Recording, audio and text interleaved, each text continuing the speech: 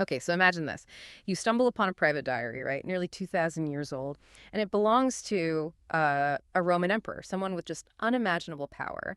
But it's not some dry historical account. It's raw, it's intimate. His actual thoughts, never meant for anyone else to see. And somehow it's become this incredibly personal, almost surprising read. Still resonates today. Welcome to the deep dive. We're here to pull out those timeless bits of wisdom, the things that can help you navigate your world right now. This time we're jumping into a real classic, a book many people call, a life-changing read. It's Meditations by Marcus Aurelius. And that's what makes meditations so, well, unique. The author himself, Marcus Aurelius, he wasn't just an emperor, though that's huge, obviously, one of the most powerful men ever. He was also a really dedicated Stoic philosopher. And to really get him, you need to understand Stoicism isn't just something you read about. It's a way you live. It's a practice. It's this whole school of thought based on the idea that, real flourishing, what they call eudaimonia, it comes from living logically, virtuously, accepting what you can't control, and focusing like a laser on what you can. And he wrote these notes, these meditations, not for fame or anything, purely for himself. Often like right in the middle of intense pressure, military campaigns, crazy political stuff, deep personal loss, even thinking about his own death. So yeah, this isn't some dusty abstract philosophy. It's super practical wisdom forged in the real world. That's incredible. So it's not just history. We're basically eavesdropping on an emperor's private thoughts, someone with all that power, but also, I imagine, just crushing responsibility. Yeah. Makes you wonder, what was he wrestling with? What were the big questions he kept asking himself? And what are the main takeaways he found for himself that we can maybe learn from? Exactly. Think of it like his personal guidebook, his operating manual. He wasn't writing grand essays. It was more like short, sharp reminders, almost like daily notes to self, to keep himself on track with Stoic ideas. And that format, that's why it feels so relatable, I think. You're not just reading a book. You're kind of looking over his shoulder into the mind of this powerful guy who, still dealt with universal stuff. Doubts, fear, stress, other people being difficult, Yeah. He used writing to anchor himself, to keep pulling himself back to his core beliefs. And those core beliefs, as we'll see, are still incredibly relevant for us. Right, like a real personal journey he documented. So, okay, after all that thinking and writing, what are the big ideas, the main themes that keep popping up in these notes? Well, there are really three major themes that stand out. They're like the pillars of his thinking, the core principles he kept reminding himself about, like mental anchors when things got rough. Okay, let's dive into that first one. Because I think, wow, this really hits home for a lot of us today. This feeling of being constantly pulled around by things we just can't control. Marcus Aurelius talks about, controlling what you can, accepting what you can't. But what did that really mean for him, especially as an emperor? How did he actually use that idea day to day? Yeah, that concept, sometimes it's called the dichotomy of control. It's probably the thing he comes back to most often. It's crucial. He's really careful about separating what's actually in his power and what's just not. He tells himself, basically, don't waste your energy, your emotions on stuff you can't influence. The weather, other people's opinions, luck. He saw that worrying about those things is just pointless. And, frankly, exhausting. He has this line, you could leave life right now. Let that determine what you do and say and think. It's a pretty stark reminder, right? Focus on now and what you can actually affect. Okay, I get letting go of external stuff, weather, other people, fate. But what is in our power, especially when things feel chaotic?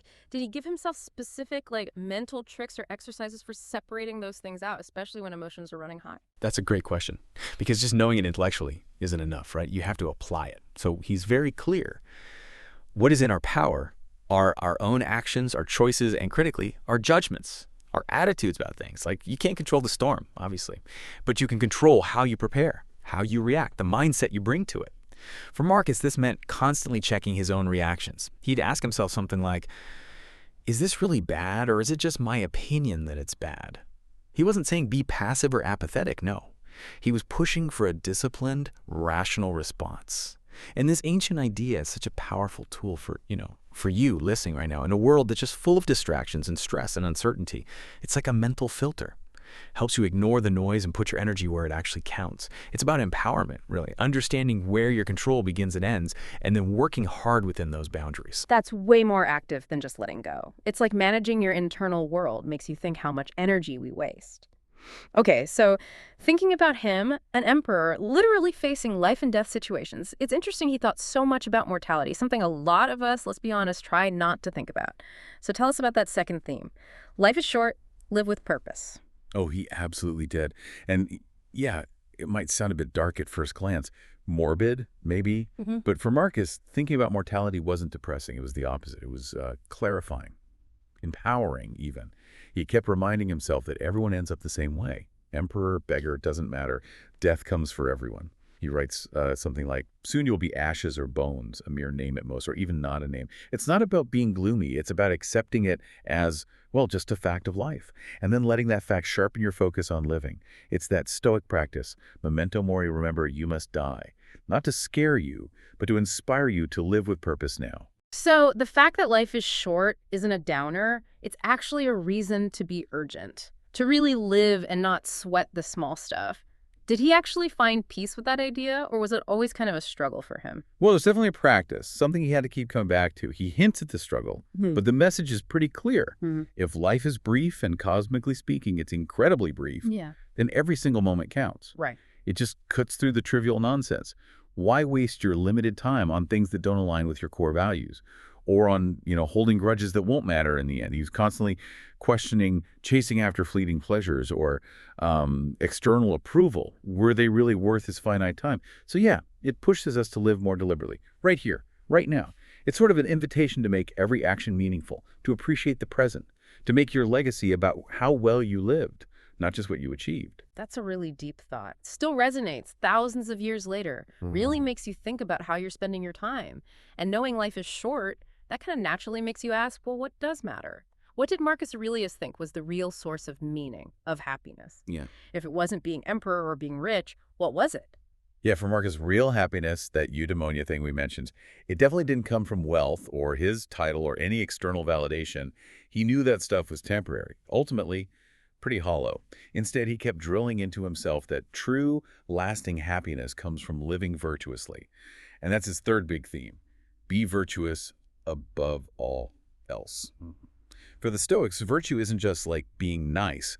It's about cultivating inner excellence, aligning yourself with the reason. It boils down to four main virtues: wisdom, justice, courage, and temperance. Okay, so living with integrity, kindness, wisdom, how did that actually play out for an emperor, on a battlefield even? I mean, he had the power to just command people. How did he practice virtue in that kind of environment? That's exactly the point. That's where it gets real. For Marcus, wisdom meant seeing things clearly, understanding what's truly good or bad, not just convenient. Justice wasn't just about laws. It meant treating everyone fairly, acting for the common good, even people who opposed him. He has this famous line, "A man's worth is no greater than his ambitions." But for him, the ambition was moral excellence, not just power. Courage, well, yeah, bravery in battle, sure, but also the courage to face his own fears, to stick to his principles under pressure, to tell himself the truth. And temperance was about self-control, avoiding excess, managing his own desires and emotions. So when he writes that famous line, waste no more time arguing about what a good man should be one, he's literally telling himself, embody these things, every action, every decision. That's the Stoic ideal, pretty much. A good life isn't about what you have. It's about who you are and how you act. It's about getting your inner self aligned with the best ethical principles you can, no matter what's happening outside. That is incredibly powerful advice, especially today when success is so often measured by, external stuff. Is there one specific quote, maybe, that really pulls all these ideas together, gives us that kind of aha moment? Oh, absolutely. There's one passage that I think just nails all three themes we've talked about. It really captures the heart of Stoicism, kind of distills it down. Marcus Aurelius wrote to himself, Yeah. "You have power over your mind, not outside events. Realize this, and you will find strength." Wow. You have power over your mind, not outside events. Realize this, and you will find strength. That's so direct, so profound, and it loops right back to that first theme about control. What does it really mean practically to have power over your mind? Well, it means pretty much everything in his view. That single quote, it's the core of his whole philosophy. See, it's not about physical power or ruling an empire or controlling other people. It's about mastering yourself. It's recognizing that, yeah, the world's going to throw all sorts of challenges, problems, misfortunes at you constantly. But your ultimate refuge, the place you have actual control, is inside your own head. Your internal kingdom, you could say. Your thoughts, judgments, responses. That space is secure unless you let fear or anger or despair take over. So for Marcus, real strength wasn't avoiding hard times. It was about how you chose to meet them internally.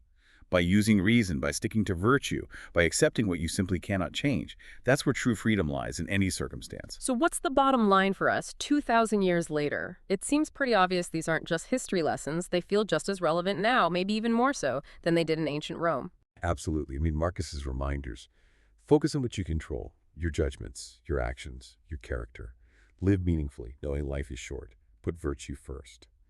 These ideas speak directly to that deep human need for meaning, for resilience, for just a calmer way to live in this often crazy world. Reading Meditations, it isn't like reading a textbook. It genuinely feels like sitting down with a wise mentor from the past, someone who gets the struggles we all face and offers guidance that just cuts across time. His wisdom helps you filter out the noise, focus on what really matters, and build this inner strength that no external event can really touch. It's an amazing thought, isn't it? That this guy ruling an empire, living in such a different time, could offer such deep personal insights that actually help us today. It's also kind of a powerful reminder, I think, that even someone like an emperor struggled with doubt, fear, stress, all of it. And ultimately, maybe true wisdom isn't about avoiding those things, but about how we decide to respond inside ourselves. It's about building and managing that internal kingdom, maybe more than the one outside. What an incredible look into the mind of Marcus Aurelius. Really fascinating stuff. If this deep dive gave you something to think about, maybe shifted your perspective a little, please don't forget to like, subscribe, share it. You know the drill. Help others find this wisdom too. Thanks so much for joining us on the deep dive. We'll see you next time as we continue this journey of discovery together.